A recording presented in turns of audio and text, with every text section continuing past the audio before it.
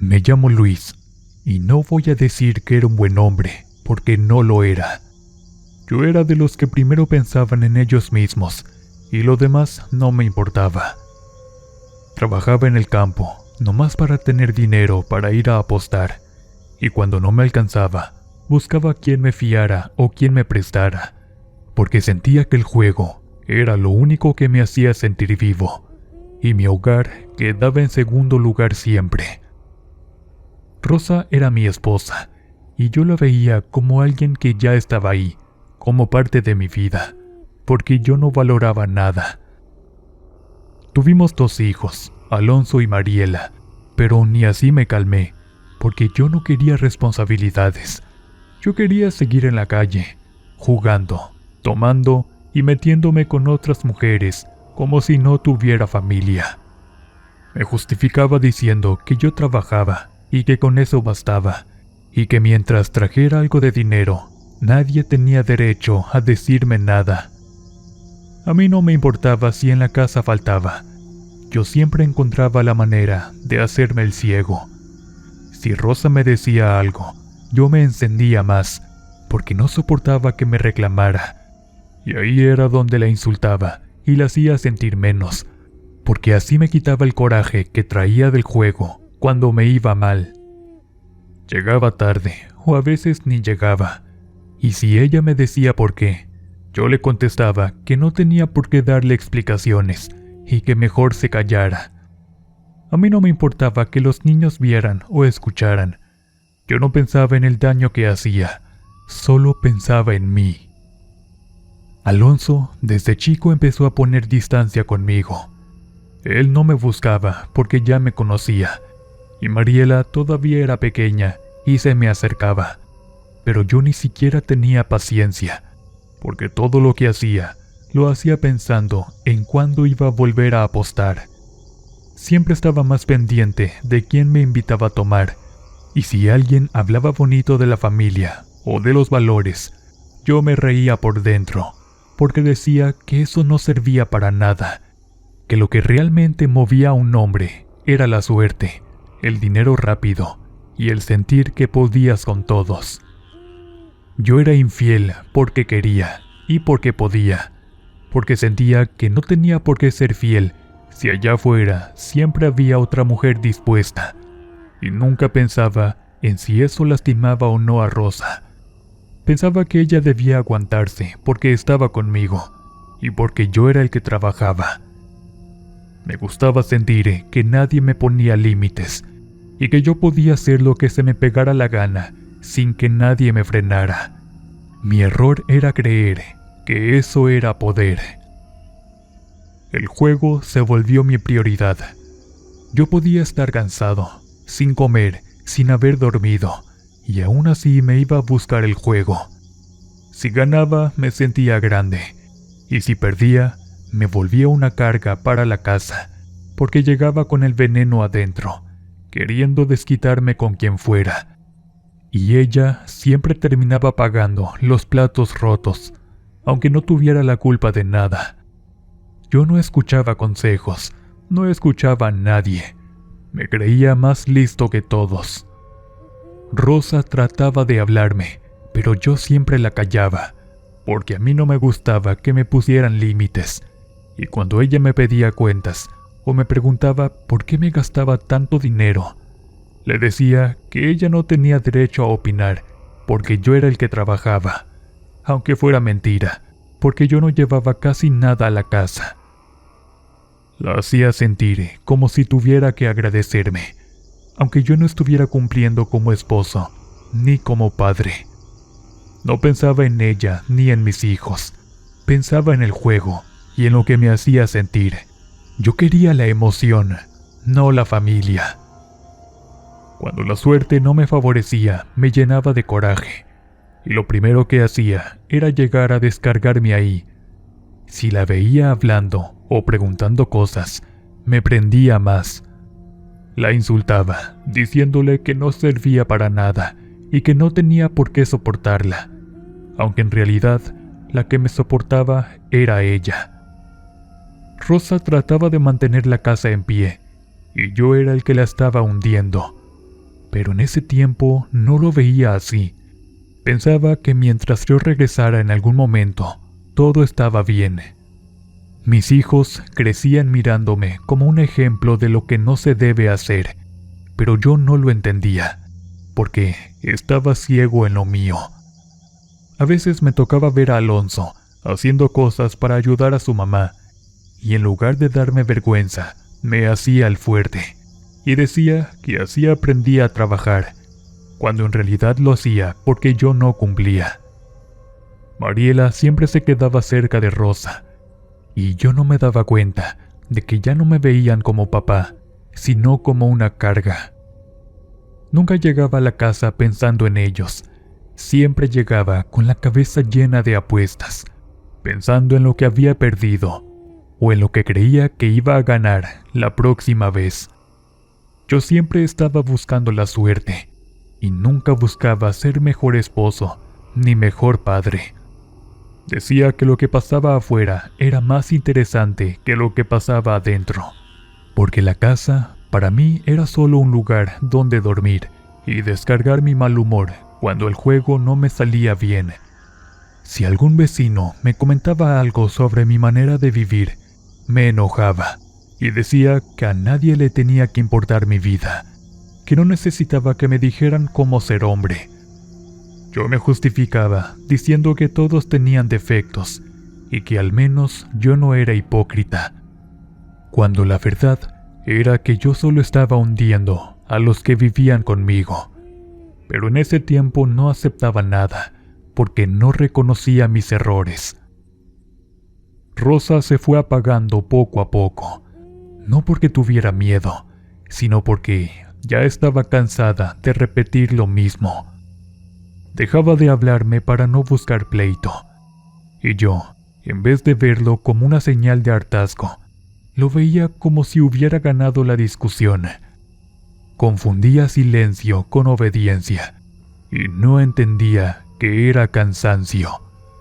Pensaba que mientras ella no se fuera de la casa, yo todavía tenía el control de todo, y eso alimentaba mi ego.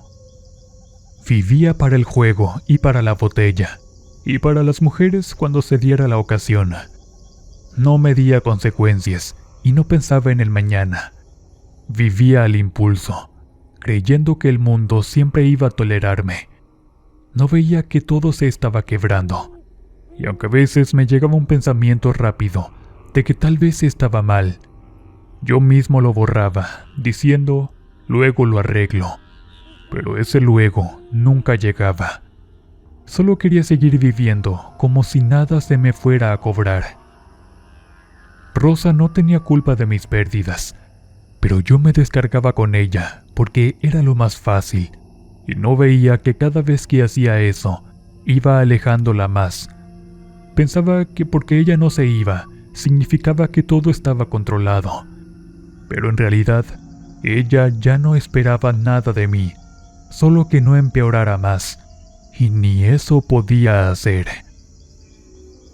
Cuando los niños me veían llegar, ya sabían que era noche de pleitos, y aunque yo veía eso, no me detenía. Pensaba que ellos tenían que acostumbrarse, porque la vida era así. Pero no, la vida no era así, así era yo. Me volví un problema dentro de mi propia casa, pero en ese tiempo sentía que era normal, que todos los hombres hacían lo mismo, que no tenía nada de malo irse a apostar, regresar cuando quisiera y descargar mi frustración en los demás.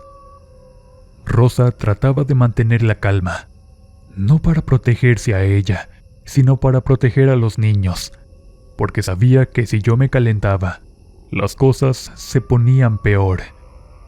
Incluso llegué a decirle que si no le gustaba, podía irse, como si yo fuera el único que tenía derecho a cansarse. Hablaba sin medir, y después actuaba como si no hubiera pasado nada. Rosa se empezó a encargar de todo sola.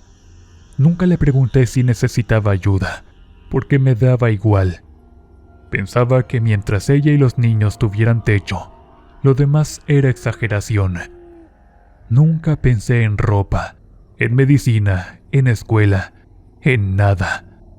Para mí, el esfuerzo ya estaba pagado con solo levantarme temprano a trabajar, aunque después tirara el dinero en la cantina. Cuando alguien me quería aconsejar, solo me burlaba. Decía que cada quien cuidara de su vida, que yo no andaba pidiendo opiniones. Si mencionaban a Dios, yo decía que no necesitaba ayuda de nadie. No me importaba nada espiritual ni consecuencias. Sentía que todo lo podía manejar yo solo. No veía que me estaba quedando sin respeto, sin confianza y sin familia real. Aunque dormía en esa casa, ya no pertenecía ahí. Era alguien que estorbaba más de lo que sumaba. Pero en ese tiempo estaba tan metido en el vicio que no veía nada más que la próxima apuesta. No pensaba en que tarde o temprano algo me iba a frenar.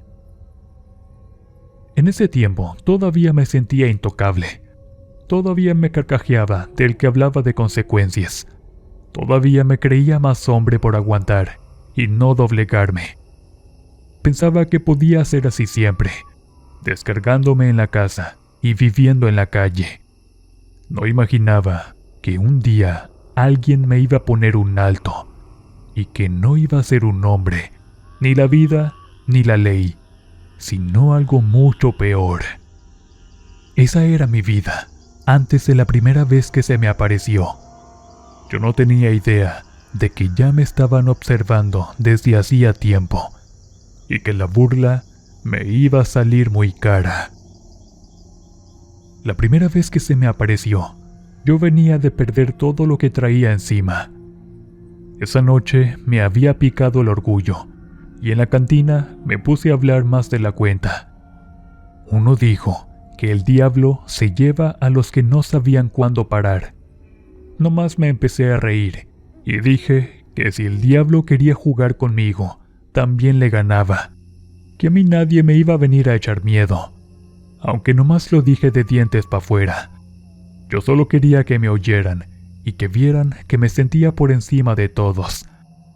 Siempre usaba la burla para tapar mi propio coraje. Esa noche salí tarde y venía lleno de rabia porque había perdido todo otra vez, y mientras caminaba, pensaba que llegando a la casa me iba a desquitar con Rosa para quitarme el mal sabor. Para llegar más rápido, tenía que cruzar por un maizal. Iba caminando sin voltear a ver nada, porque lo único que traía en la cabeza era el coraje. Pero de repente, escuché el relinchar de un caballo, y no uno cualquiera, sino uno que se sintió cerca, como si hubiera aparecido ahí mismo. No quise mirar porque no me importó. Seguí caminando y murmurando de coraje, pero volvió a escucharse más fuerte, y ahí sí levanté la cabeza. Cuando lo vi frente a mí, me quedé quieto. El caballo estaba plantado en seco, y encima iba un hombre con un sombrero ancho, y los ojos que tenía no eran normales. No me dio tiempo de pensar en nada, nomás se me heló la sangre, porque entendí que eso no era un hombre cualquiera, y lo que me habló tampoco tenía una voz normal. Era una voz que se sentía pesada, que no venía de la garganta, venía como si saliera del fondo de la tierra. Lo primero que me dijo fue que quién chingados me creía yo para andar burlándome de él delante de todos. No pude contestar, me quedé paralizado. El caballo se me acercó y yo sentí el miedo como nunca en mi vida, porque entendí que eso no era un chiste. Me habló otra vez y me dijo que si volvía a retarlo, me iba a cargar la chingada. No tuve el valor para responderle nada, y ahí fue cuando el caballo se levantó y sentí que el cuerpo se me aflojó. Me quedé sin fuerza y sin aire, hasta lo pedo se me bajó. No recuerdo en qué momento caí, solo que perdí el conocimiento. Desperté tirado al amanecer, orinado del susto que me llevé y adolorido, sin entender cuánto tiempo había pasado. Cuando me paré, me temblaban las piernas como si no fueran mías. Pero, aunque me había dado el miedo más fuerte que he sentido en mi vida, todavía no me entró la conciencia, nomás me entró el susto. Volví a la casa con la cabeza hecha un lío, pero todavía con el orgullo podrido por dentro. Cuando llegué, Rosa se asustó al verme en ese estado y me preguntó qué me había pasado. Entonces le conté lo que vi. Ella me dijo que yo tenía que cambiar, porque eso no era una advertencia cualquiera, y que si seguía igual, me iba a ir peor. Me dijo que Dios permite que uno vea esas cosas para que enderece su vida antes de que sea tarde, pero nomás la escuchaba sin prestarle atención. Juraría que en ese momento era para haber entendido, pero no fue así. Yo todavía tenía la cabeza dura, y en lugar de tomarlo como aviso, lo tomé como si hubiera sido un susto pasajero. Rosa me dijo que tenía que dejar el juego, que ya no podía seguir igual, porque esa aparición no era casualidad. Pero yo me molesté y le contesté que no me estuviera metiendo miedo, que yo sabía cuidarme solo. Los primeros días anduve inquieto, no por querer cambiar, sino porque aún me acordaba de lo que había vivido. Pero en cuanto se me bajó el miedo, regresé a lo mismo.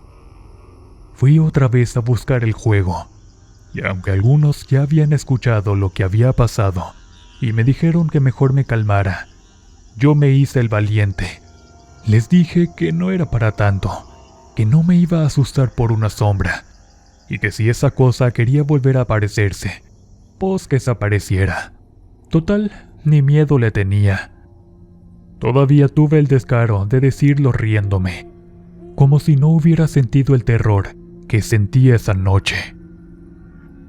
Rosa me veía diferente, no porque yo hubiera cambiado, sino porque ella sabía que si no hice caso después de algo así, entonces ya estaba bien fregado. Y aunque no me lo dijo directamente, se notaba que ya no esperaba nada bueno. Aún así, yo seguía en lo mío, seguía siendo el mismo de siempre. Cuando me acordaba de lo que vi aquella noche, me enojaba conmigo mismo por haber sentido miedo, y esa rabia me hacía tratar peor a los de mi casa, como si ellos tuvieran la culpa. Cada vez que volvía a la cantina, el tema me perseguía. Algunos se persinaban, otros nomás movían la cabeza, y eso a mí me picaba más el orgullo, porque no quería que me vieran como un cobarde. Entonces hablaba más fuerte y decía que no me iba a dejar asustar por nada. Seguía apostando peor y tomando más, como si necesitara demostrarle al mundo que nada me frenaba. Pero en realidad ya traía el miedo guardado por dentro, solo que lo estaba disfrazando con soberbia.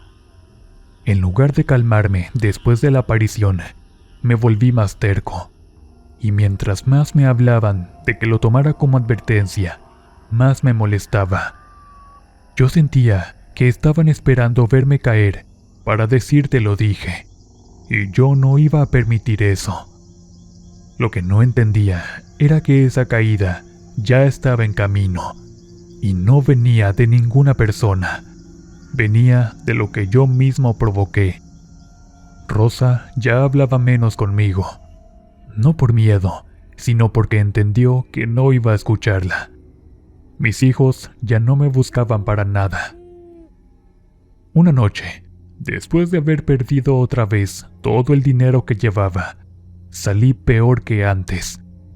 Esa vez ya no era coraje solo por haber perdido, era rabia, porque no podía admitir que el miedo que traía escondido era real. Y cuando uno no acepta el miedo, se vuelve más agresivo para taparlo. Yo caminaba diciendo que nadie me iba a mandar, que a mí nadie me iba a corregir y que yo no iba a dejar el juego, ni por amenaza ni por advertencia. Al llegar cerca del maizal otra vez, no pensé en la primera aparición. Iba tan enceguecido por el coraje que ni me detuve a mirar alrededor. Iba decidido a llegar a la casa y descargarme igual que siempre, como si nada hubiera pasado.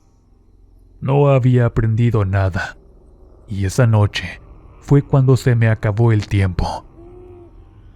Así como la primera vez, se me volvió a aparecer el caballo. Esa noche sentí la presencia antes de verlo. No fue susto repentino, fue un vacío en el cuerpo, como cuando sabes que ya te alcanzaron. Y aún así, no quise detenerme. Pero esa vez no escuché un relincho primero. Esa vez fue la voz, esa voz tan profunda, pero ahora sin advertencia previa, solo con una sentencia. Me dijo que yo ya estaba avisado y que yo mismo había elegido no cambiar. Me dijo que ahora sí iba a entender por la mala lo que no quise entender por la buena. Y cuando lo escuché, quise correr, pero el cuerpo no me respondió. No tuve fuerza para moverme. Alcé la vista, y ahí estaba otra vez. El mismo caballo, el mismo jinete, la misma mirada que quemaba sin tocar. Pero esta vez no se quedó quieto. El caballo avanzó directo hacia mí, y antes de que pudiera hacer algo, sentí el golpe. No sé si fue una patada o varias. Solo sé que me tiró al suelo sin poder protegerme. Intenté gritar, pero no me salía la voz. Ahí entendí que esta vez no venía a asustarme, venía a quebrarme. No recuerdo cuántas veces me golpeó. Solo recuerdo el dolor y el crujir de mis huesos al recibir el impacto de las herraduras del caballo. No pude defenderme, tampoco escapar, y menos hacerme el fuerte. Ahí quedó tirado todo lo que yo decía que era ser hombre. Cuando desperté después de esa noche, estaba tirado otra vez, pero ahora no era solo miedo ni dolor, era algo distinto. Intenté moverme, pero no pude. Quise levantarme como la primera vez, y el cuerpo no me respondió. Quise apoyar las piernas, y nada. Era como si ya no me pertenecieran.